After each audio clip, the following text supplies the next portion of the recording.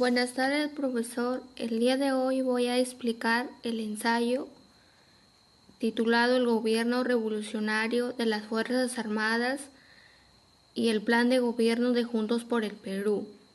Continuidades, rupturas y el peso del pasado en la política peruana contemporánea.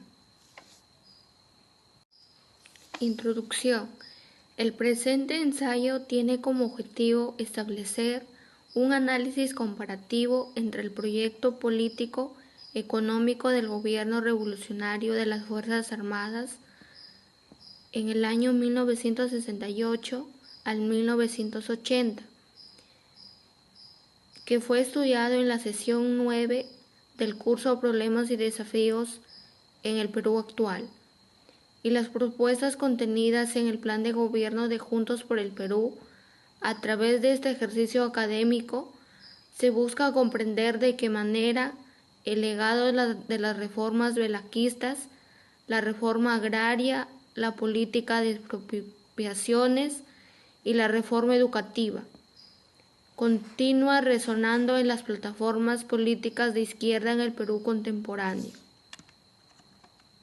Adicionalmente, el ensayo integra una perspectiva más amplia sobre el contexto de la Guerra Fría en América Latina, donde la influencia del comunismo en la región, la disputa ideológica entre la Unión Soviética y Estados Unidos, la experiencia cubana y su impacto transnacional, la política exterior norteamericana en el marco del proyecto Tambo Grande y el gobierno de Salvador Allende en Chile como ejemplo paradigmático de los límites del socialismo democrático en América Latina.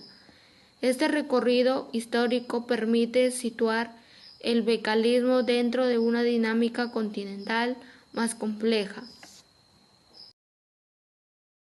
Buenas tardes, profesor. Hoy día le voy a explicar el proyecto belaquista, la reforma agraria y la política de expropiaciones y sus consecuencias. El gobierno de Juan Velasco Alvarado comenzó el 3 de octubre de 1968, cuando dio un golpe de Estado y sacó del poder a Fernando Belaúnde de Terry, que en ese entonces era el presidente del Perú. Su régimen militar fue diferente a otros de América Latina, porque buscaba hacer cambios sociales y económicos con ideas nacionalistas y antiimperialistas. Velasco decía que su gobierno no era ni capitalista ni comunista. Su objetivo era transformar el país mediante un fuerte control del Estado. Para eso creó el Plan Inca y el Sinamos, con los que buscaba reorganizar la economía y movilizar a la población, aunque sin elecciones ni a participación política libre, o sea, la democracia. La medida más importante fue la reforma agraria de 1969. Con ella se expropiaron grandes haciendas para acabar con el poder de los terratenientes y repartir las tierras en cooperativas agrarias. Aunque logró eliminar a la oligarquía terrateniente, la productividad agrícola no mejoró y muchos campesinos tuvieron problemas por falta de títulos de propiedad y mala organización.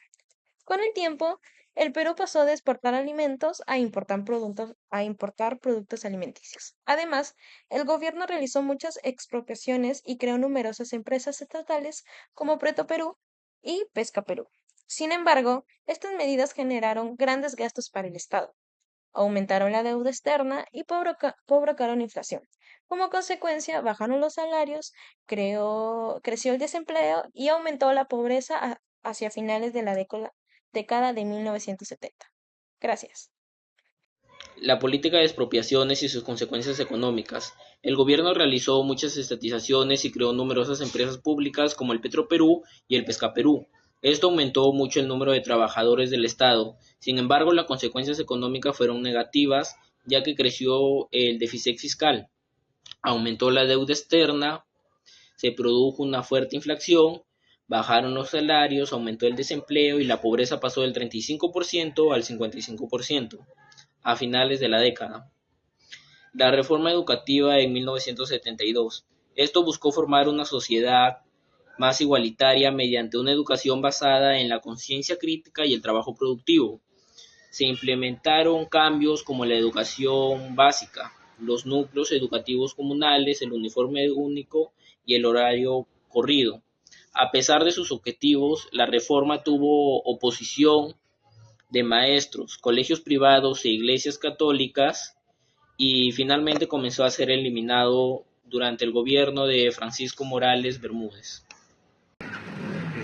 Mi parte es la siguiente, que es la 3.1, la influencia del comunismo en América Latina. Bueno, durante el siglo XX, las ideas comunistas se expandieron en América Latina gracias a estos movimientos intelectuales, sindicales y estudiantes que buscaban combatir la desigualdad social. En el Perú, esta influencia se reflejó en guerrillas y movimientos campesinos, que en esto se exigían una mejor distribución de la tierra. Me voy al punto 3.2, la disputa entre Estados Unidos y la Unión Soviética. En esta Guerra Fría, América Latina se convirtió en un espacio de rivalidad entre Estados Unidos y la Unión Soviética. Estados Unidos apoyó a gobiernos militares para frenar el comunismo y promovió la Alianza por el Progreso en el Perú. El gobierno de Velasco generó tensión en Washington, ya que al expropiar empresas estadounidenses y acercarse a Cuba y al bloqueo soviético. En el punto 3.3, que es el Cuba, el paradigma revolucionario y sus consecuencias. La Revolución Cubana de 1959 inspiró a muchos movimientos de izquierda en América Latina al demostrar que era posible enfrentar a Estados Unidos. Pero, sin embargo, también mostró problemas como la dependencia de la Unión Soviética y limitación de libertades y las dificultades económicas que afectaron al país en la actualidad. Muchas gracias.